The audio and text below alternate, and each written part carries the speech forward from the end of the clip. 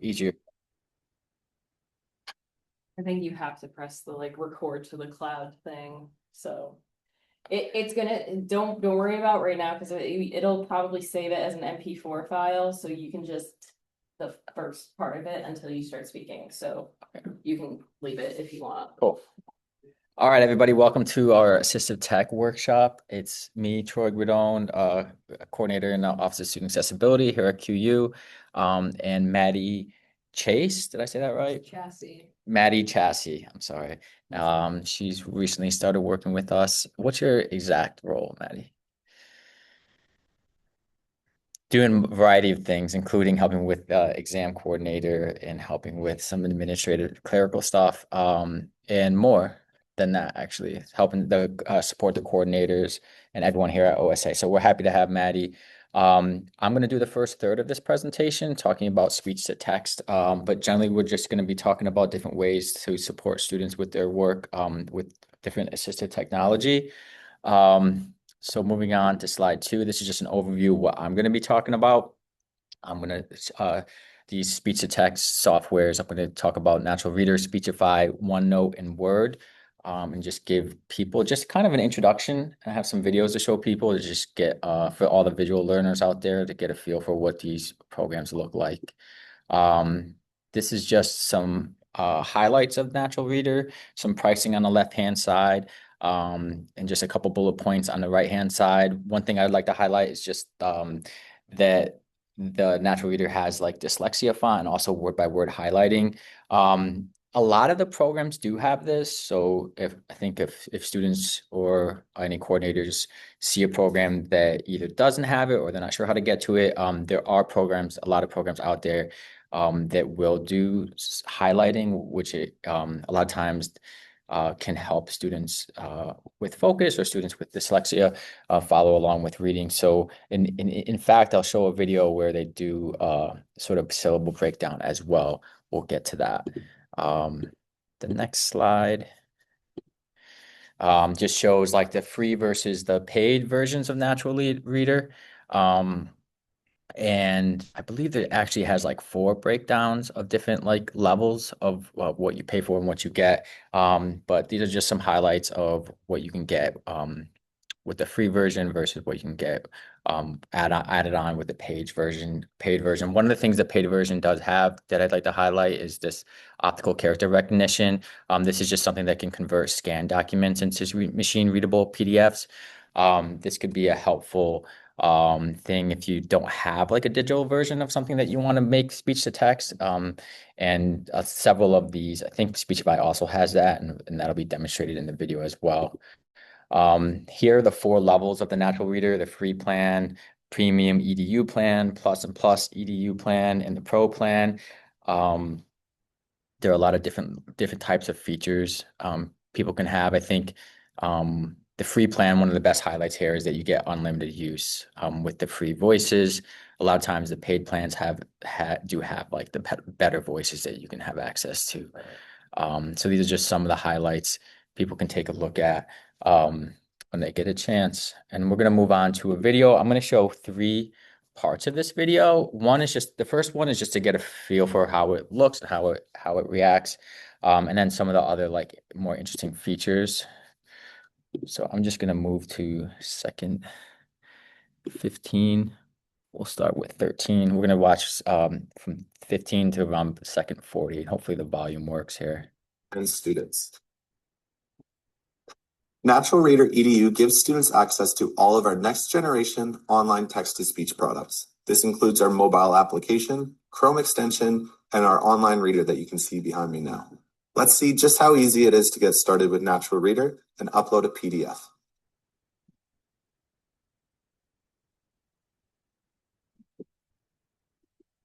So he just kind of clicked on the top left-hand side and just clicked add, and he was able to upload a document PDF into the reader. So it was pretty simple. It goes so quick. Sometimes you kind of have to watch that a couple times to see what he does. And then we'll slide over. These videos will be available in our PowerPoint presentation for anyone that gets access to it. I'm just going to slide up to minute 2:18 to show some more features that they present. That's a mistake. So that right there was a picture actually of a book that was scanned that the reader was actually using. And then we're going to jump into the AI text filtering feature. Some text found within documents can be interrupting while listening, which is why Natural Reader uses AI technology to allow students to filter out text such as headers, footers, text within graphs, figures, and tables. Watch as our online reader chooses not to read out the text. Software processes the input image and convert it into text format. The software implementation is shown in Figure 3. Figure 3. Software design of image processing module. Okay, so there we just got a chance to see. That's probably good for a lot of students, even possibly some nursing students that have like a lot of charts and graphs and visuals like that. They might not want their reader to kind of get into, and when they want to have like the flow of what the text is reading. And we're gonna move on to 313 to show another feature. This feature was really interesting, how they were able to change a website and just sort of have what's being read featured alone. Our Chrome extension is built to be with students anywhere they may be reading online. It works perfect with web pages, articles, e-learning content, emails, and any other online text.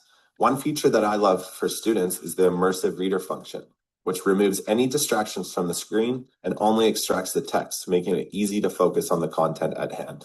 A well-stocked desk in a quiet place at home is key, but sometimes you need variety. We wanted to make it as easy. Okay, so that was showing that feature.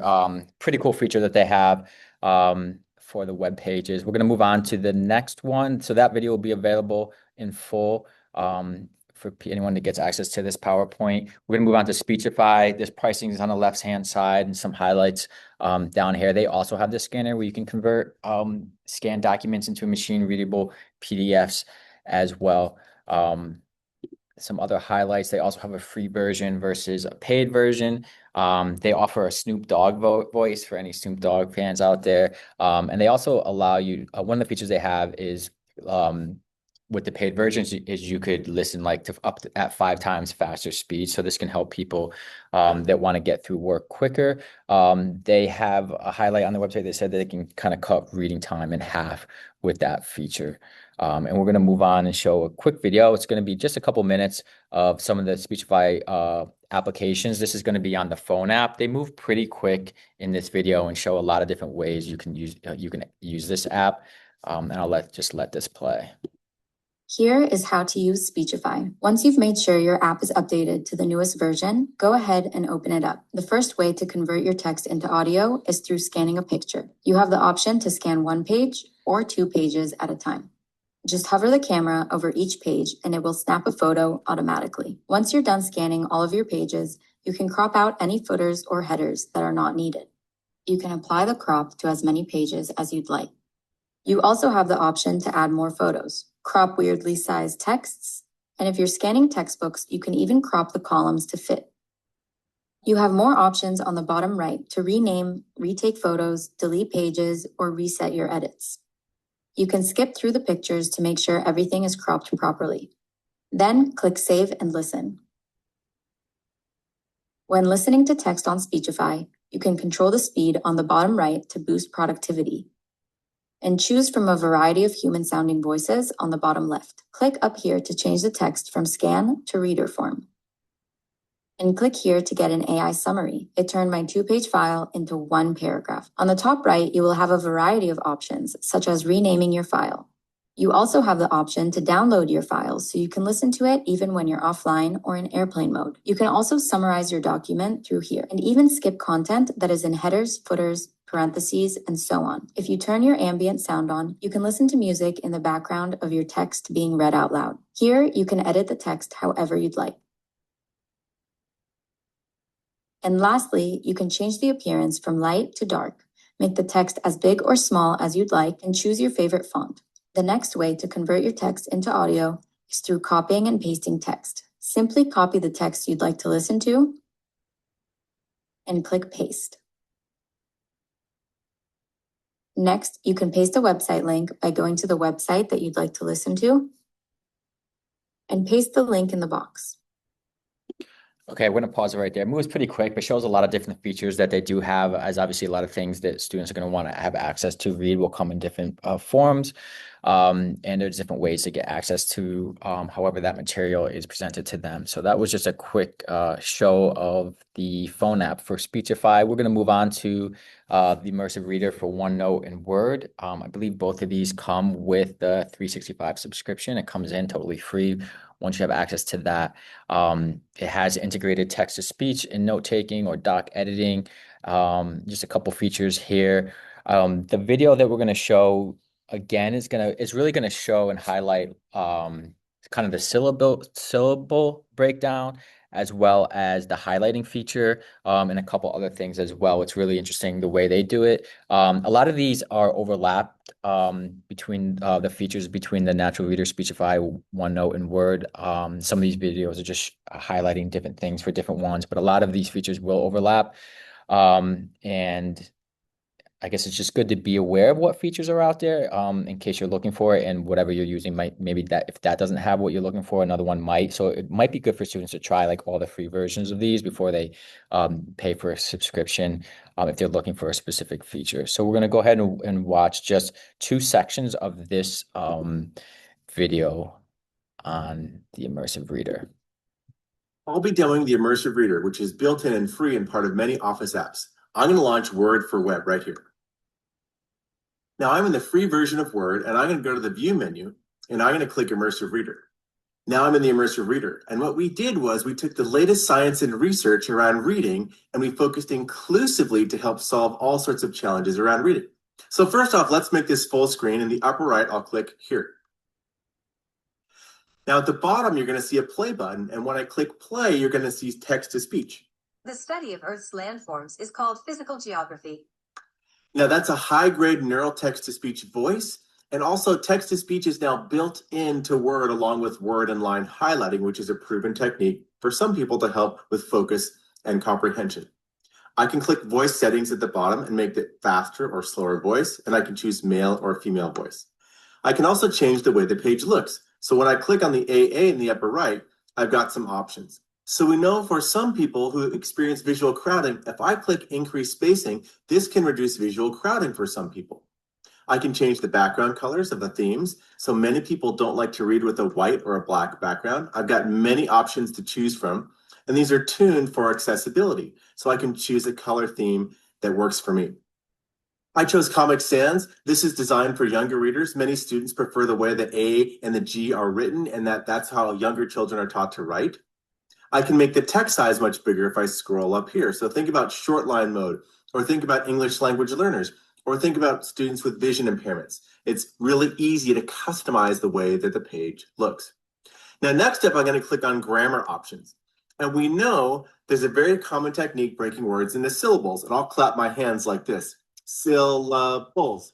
Many students are taught that way. Some students with dyslexia will prefer syllable breakdowns. So by clicking syllables, I can break the words into syllables with a single click.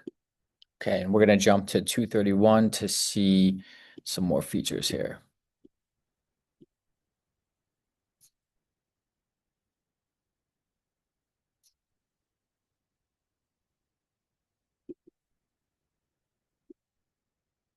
We'll start at 225 maybe.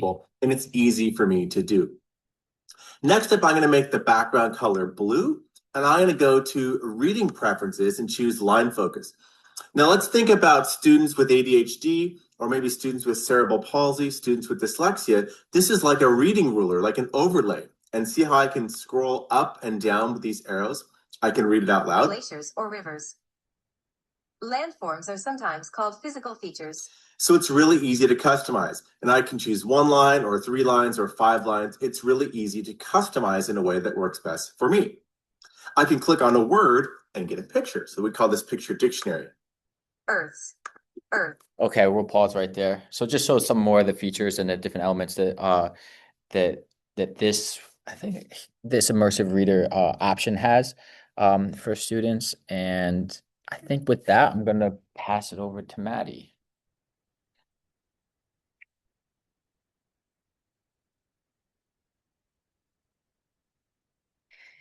Hey everyone, so I'm going to be talking about some productivity apps here. The first one is Google Calendar.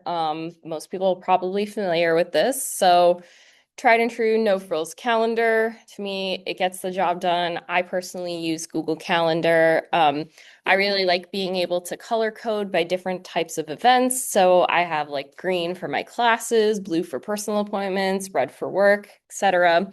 You can also add tasks for a to-do list or a due date. You can't color code the tasks, unfortunately, but you can give them categories, so that's really nice. And this is really good for users who like a visual interface that delineates for different types of events. Notion Calendar looks pretty similar to Google Calendar, and it actually syncs up to your Google or Zoom calendar. So if you use either of those, you can also view the same events in Notion and make edits in either, and they'll show up in either, vice versa. You can also add multimedia, to-do lists, and pages to your calendar events, and I'll go over Notion's note-taking functions in just a second. The next one that I like for productivity is called Markdown. This is really good for people who like to code, but if you don't know how to code, this one might be a little more challenging. But I really like recommending this to students who are in computer science or data science because it might be like a familiar language to them and also kind of just creates like a fun little project to do. And then you can also render any interfaces that you create on GitHub, Obsidian, VS Code, anything that can render your code into that visual interface. And Markdown is also a plain text, so you can export it into any file type, but because it's plain text, you'll be able to open it up forever and ever and ever. So that is really nice if you're concerned about compatibility for the future. The last little productivity app I have is called Focus Friend. This was created by John and Hank Green, if anyone's familiar with Crash Course. If you went to high school anytime in the 2010s, you have probably watched a video to cram for a history test at one point. This is a mobile app that locks you out of other distracting apps like, your social media, anything like that. You can set timers or Pomodoro timers so that you can keep yourself on track. And your focus time helps the bean friend, pictured here on the screen, focus on their room. And the longer that you focus, your bean will earn prizes to help decorate their room, and it incentivizes focus time by that little reward system. You can see the bean here got a chair because the person focused. So that one's really nice, and it's really great if you want to like share it with your friends and you get to compare your rooms and stuff like that. So I just thought that was a really nice one to include. So onto the note-taking apps. So the first one, like I mentioned earlier, was Notion. Both myself and a lot of other folks feel that Notion is the most extensive free note-taking and organization app. That's a downside to a lot of note-taking apps is that you usually have to enter some sort of paid or subscription tier to really access all of the features. While Notion does have a paid tier, all of the like really important functions of it are all available on the free version. So you can see here, I have a little screenshot of my dashboard that I created from when I was in grad school. Notion uses a block editor. So when you create Notion pages, you can add different types of features. So if I want to have maybe a paragraph and then bullet points for a summary and then a table or pictures, I can put all of that into the same page and I can have them side by side or I can have them going down in one column. So it's really customizable for whatever view you're trying to create. You can also download user templates from the Notion Marketplace, and that is linked here in this presentation if you want to check that out. I have used a Notion template from the marketplace for a job application tracker. So it's really good if you kind of have an idea of what you want to do, but you're not sure how to create it.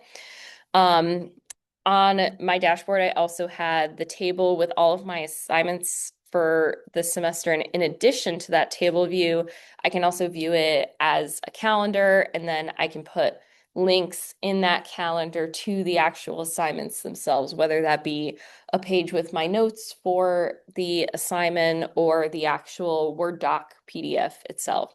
So Notion is really, really extensive for note taking, and I always recommend it to students who are looking for something that can really organize all of their stuff in one place. Notability is another really popular one. It has that built-in AI summarizer for your notes and PDFs, and you can make them into study materials.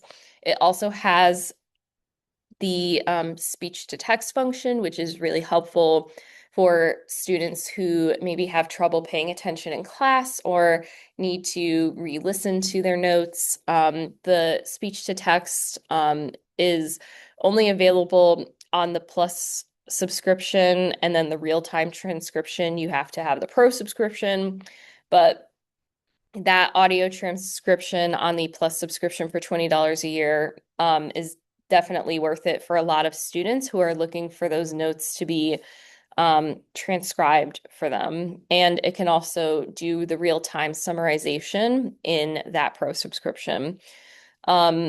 There is a free version for education available, and it has the Pro features, but it's only configurable for school managed devices. So in the context of OSA, that could mean that we have our own devices that are configured with the Pro version of Notability that we can give to students who request them. OneNote is also a very popular note-taking service, and it's included in students' Office 365 subscription. It integrates really easily with other Microsoft products, and it includes the accessibility features of text-to-speech and speech-to-text, so that's really helpful. It works with handwritten notes if you're using an iPad or tablet, and it also has that handwriting to type text feature. So if students want to view their notes in a typed format, but they find that writing them out helps them to remember them better when they are taking notes, that is a really awesome feature. And it's one of the only free apps that has that feature of the handwriting to typed text. And the last one that I have here is Obsidian. Obsidian is a really cool app that allows you to make different mind maps, and you can see your notes either in that nested list format, which you can see on the left side of the photo here, or with nodes and branches that have the links to the pages on the right side here. So for people who like to make mind maps where you want to see how your ideas are connected, or maybe you have like an overarching concept and you want to see the ideas under it, that is also really, really good for students who like that. You can also add different tags for organization. It's a free app, and we love free here. And for those who are concerned about security, Obsidian has end-to-end encryption, which means it cannot access the content on your notes. So if there's any students who are concerned about that, maybe they might be dealing with health information or something like that. All of their data is protected by Obsidian and nobody can access it except themselves. And they also have the open file formats for exporting. So it works with things like Markdown, as I mentioned earlier. So anytime you want to export your notes outside of Obsidian, you can export it into that plain text so that you can view it in a lot of other formats. Well, I think that is the end of our presentation. So thank you so much for watching. Yeah, thank you.